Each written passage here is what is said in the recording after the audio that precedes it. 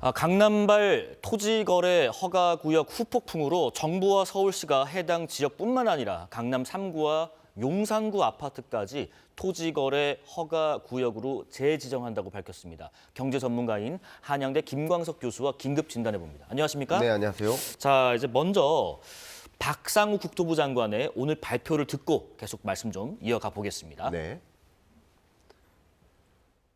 서울 수도권 주요 지역의 주택 가격이 이례적으로 빠르게 상승하고 있으며 이러한 움직임이 주변으로 확산되는 모습도 나타나고 있습니다. 거래량도 급격히 증가하여 서울 주택 거래량이 한 달 사이에 2배 가까이 늘었습니다. 집값이 상승할 때 투기 수요가 추가적으로 유입될 경우 주택시장 불안과 가격 변동성이 더 확대되어 국가 경제와 국민 주거 안정에 큰 위협 요인이 될 것입니다. 이에 정부는 시장 안정화를 위한 선제적 대응이 시급하다는 판단을 내렸습니다. 먼저 최근 높은 상승세를 보이고 있는 서울 주요 지역을 중심으로 토지거래 허가 구역을 확대 지정합니다. 현재의 주택 가격 상승세가 더욱 심화되거나 다른 지역으로 추가 확산될 경우 현재 강남 3구와 용산구에 지정되어 있는 조정 대상 지역 및 투기 과열 지구를 확대 지정하는 방안도 적극 검토하겠습니다. 자, 일단 좀 낯서실 수도 있을 것 같아서 토지거래 허가제가 뭔지 그 정의를 잠깐 볼게요. 투기 억제를 위해서 국토부 장관과 시도지사가 특정 지역을 거래 규제 지역으로 지정하는 제도인데 토지거래 허가제. 용어가 좀 길기 때문에 향후부터는 토허제로 제가 줄여서 좀 표현을 하겠습니다. 네. 교수님, 이 토허제 해제 이후에 강남 3구에서 시작된 집값 급등이 다른 지역으로 이제 번져 나가니까 해제 구역을 재지정하는데 그치지 않고 네. 더 넓은 구역까지 묶어버리는 어떻게 보면 초강수를 뒀습니다. 그렇습니다. 말 그대로의 초강수라고 볼 수 있겠고요. 네. 불과 얼마 전까지 이 제도를 도입하다가 또 갑자기 이것을 해제했다가 네. 이제 해제를 다시 원상복구하는 수준이 아니라 그 지역을 확대해 가면서 네. 이걸 재지정하는 거죠. 지금 나오는 것처럼 그렇습니다. 강남 3구에 용산구까지요. 네네. 40만 호에 가깝다고 합니다. 그렇습니다. 결과적으로 이 토지거래 허가 구역을 확대 지정하기 전까지는 판단을 했을 때 그걸 해제했는데 정말 우려할 만큼 부동산 거래가 활발하고 거래량도 늘어나고 네. 가격이 너무나 강하게 폭등하는 현상을 지켜본 거예요. 제가 그 자료를 지금 가지고 왔는데요. 네네네. 예, 관계부처 합동으로 이 보고서를 썼습니다만 주택시장 안정화 방안에서 먼저 주택시장 동향에 대한 평가가 있을 거 아니에요. 그 평가가 해제 직후에 소위 아파트 가격 변동률이 엄청나게 치솟고 또 거래량도 2배 이상 증가하고 네. 이런 현상들을 주목을 한 겁니다. 주목을 하면서 야, 이거 해제한 것에 따른 후폭풍이 너무나 크구나.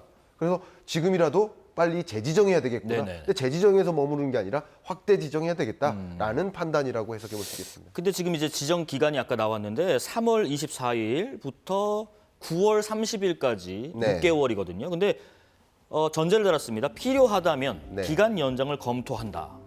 어떻게 전망하세요? 네, 또 혼란스러운 겁니다. 네. 그러니까 해제해서 혼란스러웠고 네. 재지정하면서 혼란스러웠는데 이게 또 약 6개월 정도 지나면 또 다시 해제될 수도 있다라는 가능성을 열어뒀잖아요. 어허, 네네. 그러니까 혼란스러운 겁니다. 이 정책이라는 건 일단 기본적으로 기조적으로 하나의 방향성을 가지고 움직여야 되는데 이랬다 저랬다 하니까 많은 뭐 거주자나 입주자나 뭐 혹은 임대차 계약자나 예. 아니 여러 거래 당사자나 중개인이나 여러인들이 정말 혼란스러움을 금치 못하는 상황인데요. 기본적으로 6개월 정도 이후에 다시 한번 검토하겠다라는 그 발언의 의중은 네. 지금 굉장히 정치적으로 혼란스럽지 않습니까? 네네. 이 정국이 어떻게 바뀔지는 누구도 모르지 않습니까?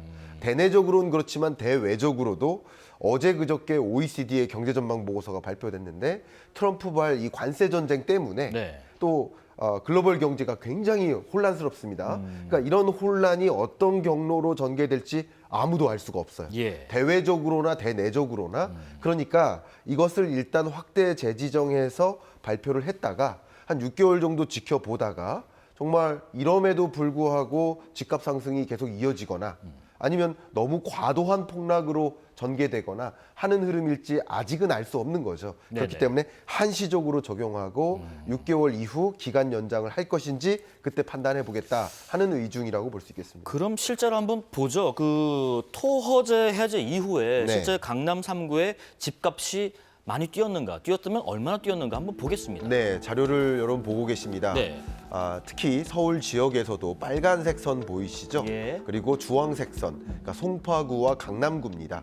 잠실을 일컫는 송파, 또 대치동, 청담동을 비롯한 강남 네. 이런 지역이 0.72, 0.69% 이게 주간 단위의 아파트 매매 가격 지수 변동률이거든요. 네네네. 그럼 전주보다 0.72%가 상승했다. 이건 굉장히 강한 상승세입니다. 네. 노란색 서초구도 마찬가지죠. 소위 말하는 강남 3구. 그 밖에도 노원구나 도봉구나 강북구 이런 서울 전역에 걸쳐서 매매 가격의 상승세가 상당 부분 나타나고 있다. 그러니까 우리가 지금 생각하고 있는 실물 경제, 체감하는 실물 경제의 흐름하고는 너무나 다르죠. 반대인 것 같아요. 그렇죠. 네. 실물 경제적으로는 정말 자영업자가 100만 폐업을 한다느니 내수 경기 침체라느니 네네. 1.5% 성장에 그친다느니 이렇게 실물 경제적으로는 너무나 힘든 상황인데 네. 강남 3구를 비롯한 서울 지역의 아파트만 역시 지금 서울 지역 아파트 가격만 보여드린 거죠. 서울을 제외한 나머지 지역들은요. 네네. 전혀 상승하지 않고 있습니다. 계속 하락하고 있습니다. 예, 결국은 뭐예요?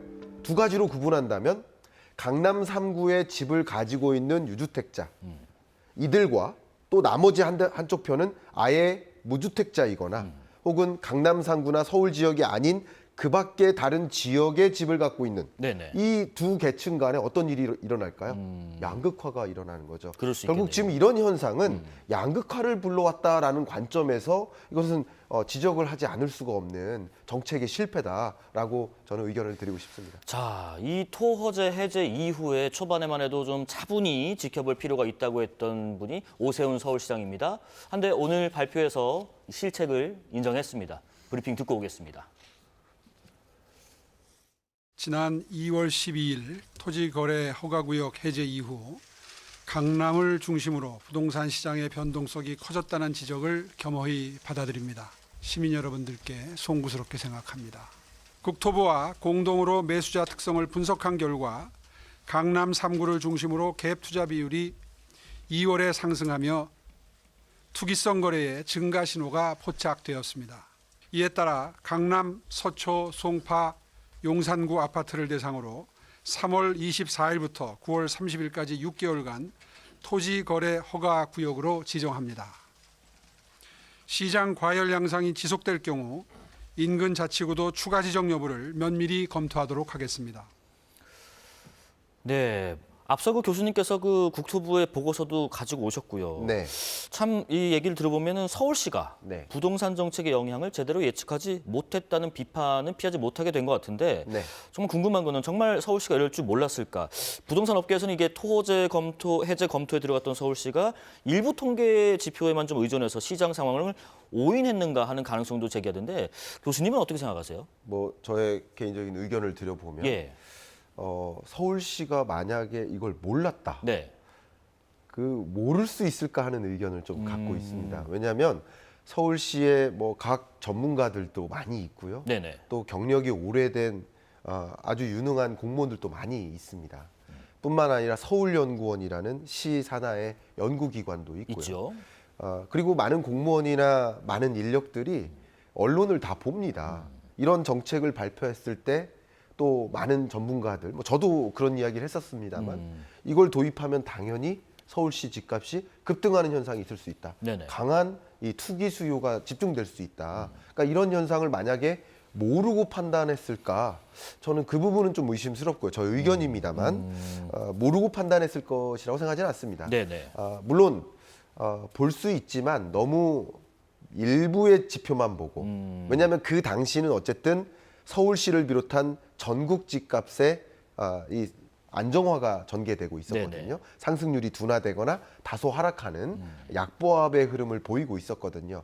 그러니까 그 지점에는 도입해도 되는 거 아닌가 하는 그런 생각을 했었던 것 같은데 네네. 그런데 이 부동산 가격을 결정짓는 여러 변수들을 보면 특히 첫 번째가 심리 지표, 두 번째 공급과 수요 지표, 그리고 금리 지표 네. 이런 것들을 봤을 때 일시적인 조정 후 어느 정도의 상승 흐름, 서울시를 중심으로는 상승 흐름을 어느 정도 예측할 수 있었을 텐데 그런 지점에 적절한 정책을 택한 것일까라는 의문이 들고 다시 한번 강조하지만 네. 서울시 집값의 상승 이 문제도 있지만 더 중요한 것은 양극화라는 양극화. 거죠. 예, 예. 우리 한국 전체 5천만 국민이라고 2천만 가구 입장에서 봤을 때 특정 계층의 경우 강한 가격 상승과 함께 자산 가치 상승으로 부자가 될 기회가 있었지만 상대적 박탈감을 느끼는 그 수많은 계층들까지 생각한다면 이게 바람직한 정책이었나 하는 의문을 저도 계속 갖고 있습니다. 네, 이 그래프도 한번 보면서 좀 여쭤볼게요. 서울시가 토지 거래 허가제를 완화한 이후에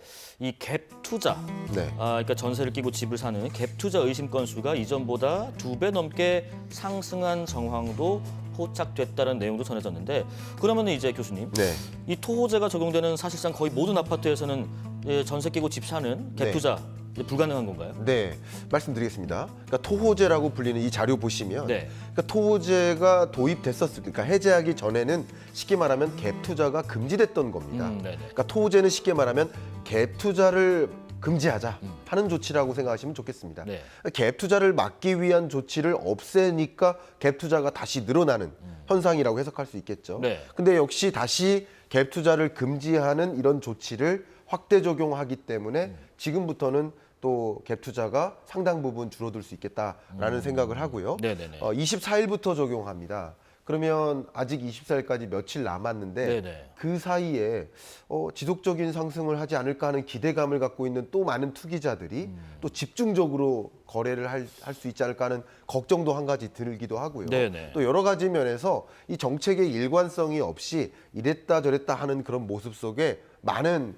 참가자들, 시장 참가자들이 혼란을 갖고 있겠다라고 생각을 합니다. 아까 그 양극화 뭐 계층 말씀도 하셨는데, 그러면은 재지정되기 전까지 한 달 사이에 동원할 만한 현금이 있었던 사람들만 또 벼락부자가 됐냐, 이런 비판도 나올 수 있네요. 그렇습니다. 말씀 주셨던 것처럼 정확한 부분을 지적했습니다. 양극화나 이런 여러 가지 파장도 말씀을 드렸습니다만 네. 지금 앵커께서 정확하게 지적해 주신 것처럼 그러면 그 한정된 기간 동안 자금을 마련할 수 있는 그런 소위 말하는 현금 부자들, 네네. 이들에게만 기회가 주어졌었던 것이고 또 이 조치를 다시 재지정하는 과정에서는 다른 사람들에게는 또 다른 기회를 주지 않는, 상대적으로 부자들에게, 현금 부자들에게 더 많은 자산 가치 상승의 기회를 가져다 주고 한시적인 기회를 줬다가 또 이제 기회를 뺏는, 잠재적인 기회가 있는 사람들에게 또 뺏는, 이렇게 정책의 일관성 없이 이렇게 들쭉날쭉하는 모습 속에 더 상당한 여러 가지 면에서의 혼란도 있겠다. 앞에 말씀드렸던 제 네. 양극화의 개념은 이 지역별 분포상의 혼란인 것이고 지금 앵커님께서 지적해 주신 그 부분은 시점적인 혼란을 주는 것이죠. 네네. 그건 두 가지 혼란을 가중시키고 있다라고 평가하지 않을 수가 없겠습니다. 자, 지금 정책의 일관성 부분이 결여됐다는 말씀을 해주시면서 생각이 듭니다. 그러면 이렇게 불붙은 부동산 시장이 이런 오락가락한 정책 때문에 쉽게 잠잠해지진 않을 거다. 왜냐하면 또 아까 언급하신 것처럼 이 6개월에서 추가 뭐 검토 여부까지도 전제를 달아놨기 때문에, 그러면 전망을 어떻게 하세요 앞으로는? 일단 기본적으로는 예. 이 부동산 시장에 영향을 미치는 많은 변수들 중에 예. 한 가지가 정책 제도적인 겁니다. 근데 정책 제도적인 변화가 급격히 전개됐었기 때문에 이 부동산 시장에 나타나는 현상들이 있었습니다. 네네. 근데 정책 제도적인 효과 말고 그 밖에 나머지 요인, 예를 들면 우리나라 한국은행의 금리 자체가 2.75%까지 내려온 상태인데 예. 추가적인 금리 인하를 단행할 방향성을 갖고 있습니다. 왜냐하면 내수 경제가 너무나 어려우니까. 그러면 이렇게 금리도 인하하고 그럼 낮은 금리 속에서 투자자들의 마음은 이제 돈 대출 받아다가 집을 사야지 하는 심리를 또 자극할 수 있고 이런 여러 가지 것들이 같이 맞물리는 흐름 속에서 또 말씀하셨던 것처럼 이게 6개월 후에 또 재조정될 수도 있어 하는 생각까지 갖고 있다면 네네. 투자자들이 이거를 정말 투자 철회하는 것이 맞을까 하는 생각을 줄 수 있기 때문에 이것 자체가 물론 지금 급등하는 이런 흐름을 다소 잠잠하게 만들 수 있는 효과는 있겠지만 네. 중장기적으로 이 양극화가 일어나고 있는, 저는 이런 흐름을 비대칭화라고 표현해 왔거든요. 네.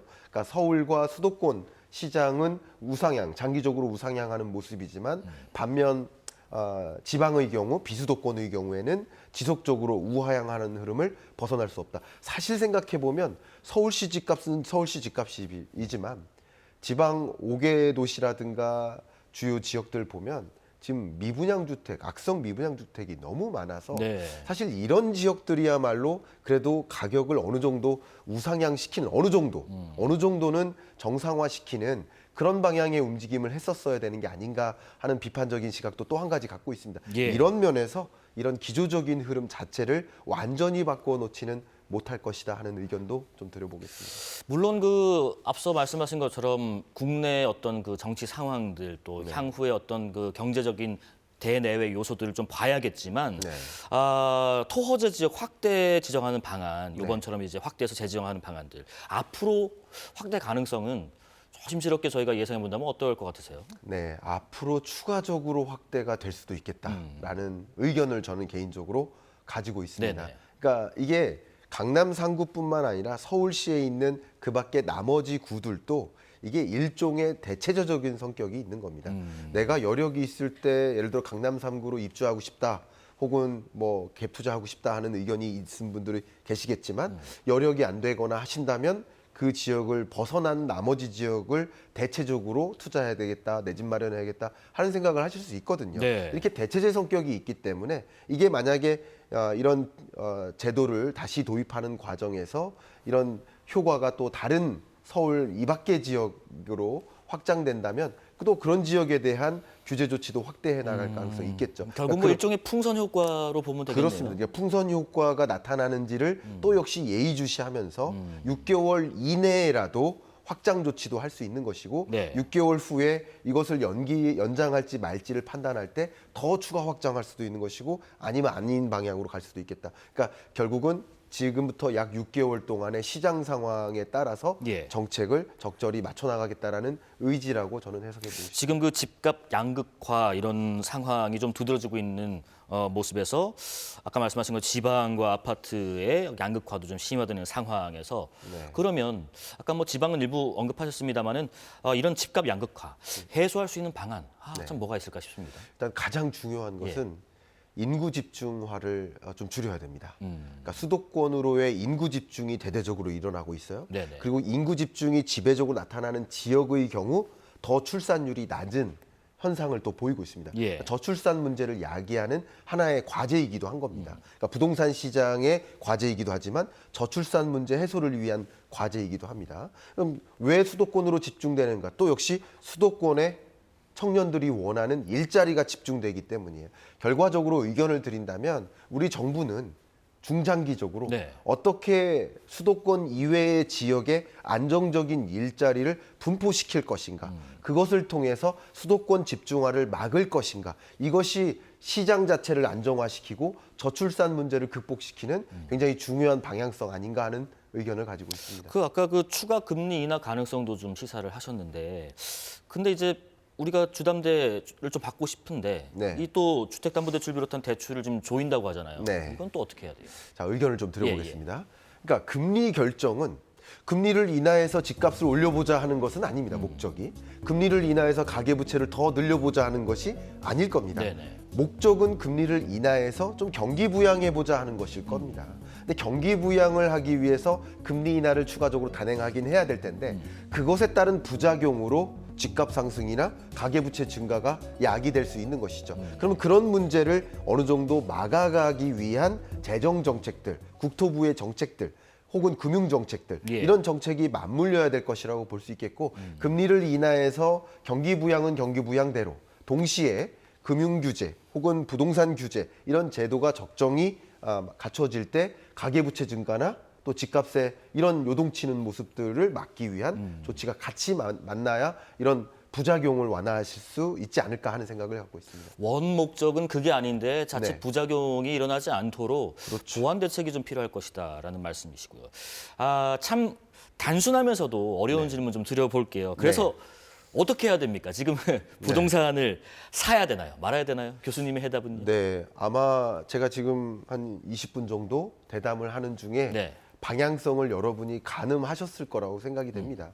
그러니까 지금의 부동산 시장의 모습은 중기적으로 이게 등락은 있겠지만 수도권 중심으로의 가격 상승 흐름은 계속 막을 수 없이 전개되고 안타깝지만 그리고 정책의 대대적인 변화가 없는 한 이런 흐름이 이어지고 비수도권의 경우에는 갈수록 또 추가 조정이 이어지는 이런 비대칭화의 시장 흐름을 여러분은 충분히 가늠하셨을 거라고 생각이 됩니다. 네네. 그런 흐름을 여러분 들여다보시고 그런 흐름을 보고 나는 어떻게 의사결정해야 될지 충분히 의사결정을 내리실 수 있을 거라고 생각이 됩니다. 그러니까 이제 수도권 지역과 또 비수도권 지역, 일부 서울과 경기권, 또 인천권까지 네. 이렇게 보면은 사실 뭐 집값이 오르고 내리고 하는 현상들에 있어서 말씀하신 것처럼 집값은 조금 더 계속 올라갈 것이다. 그러면 내려갈 수 있는 요인은 앞으로 나타나려면 이런 지표가 바뀌었을 때, 혹은 이런 정책이 나왔을 때 예. 효과를 볼 수 있지 않을까 하는 부분이 있으실까요? 네. 일단 많은 분들이 좀 걱정하는 것 중에 하나가 네. 2025년에 경제 위기 오는 거 아니냐. 이런 우려들 많이 하세요. 네네네. 뭐 특히 트럼프발 대공황 오는 거 아니냐. 이렇게 관세 전쟁을 치닫다 보면 또 대규모 전쟁이 또 치닫게 되는 거 아니냐. 네. 이런 여러 가지 우려들이 있습니다. 어떤 요인으로 특히 이번에 OECD 경제전망 보고서에서 아까 거론해드렸던 거기서는 멕시코는 이미 경제 위기로 전망을 하고 있습니다.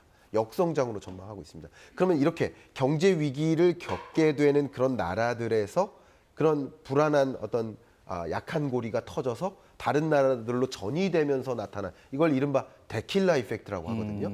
이런 전이되는 효과가 세계 경제 위기로 가져올 수 있는 거죠. 우리 IMF 외환 위기도 사실은 아시아 외환 위기였잖아요. 네네. 어떤 특정 국가가 부실하면서 그 금융 부실, 실물 경제 부실이 다른 나라로 전이되는. 그러니까 이런 여러 가지 경로, 예를 들면 전쟁의 확장, 예. 혹은 일부 국가의 경제 위기가 다른 나라로 전이되면서 나타나는 현상, 혹은 이렇게 관세 전쟁 치닫게 되면서 나타나는 경기 둔화, 네네. 이런 여러 가지 요인들이 하나 혹은 두세 개가 맞물려 가면서 경제 위기로 갈 수도 있는 겁니다. 갈 거라고 전제하는 건 아닙니다. 네네네. 지금으로서는 경제 위기로 전망하진 않습니다만 이렇게 간다면 자산 시장의 대대적인 조정은 피할 수 없겠다. 그러니까 우리가 글로벌 금융 위기, 예. IMF 외환 위기, 팬데믹 경제 위기, 일시적으로는 대대적인 집값의 조정이 있었죠. 그런 일을 피하기는 또 피할 수가 없는 것이 아니다. 그러니까 결국은 경제 위기라는 것이 와서 소위 한국 경제, 세계 경제가 리셋되는 과정에서는 집값의 부동산 시장에 조정이 있을 수 있는 것이고 그것을 제외해놓고 본다면 아까 말씀드렸던 수도권과 비수도권 간의 비대칭화, 네네. 비대칭화의 흐름을 계속 그려가지 않을까 하고 저는 조심스럽게 전망하고 있습니다. 예. 자, 토지거래 허가구역 재지정과 확대에 대해서 한양대 김광석 교수와 이야기 나눠봤습니다. 고맙습니다. 감사합니다. 3월 19일 수요일 사사건건은 여기까지입니다. 저 여기상 춘분인 내일도 알찬 소식으로 찾아오겠습니다. 시청해주신 여러분 고맙습니다.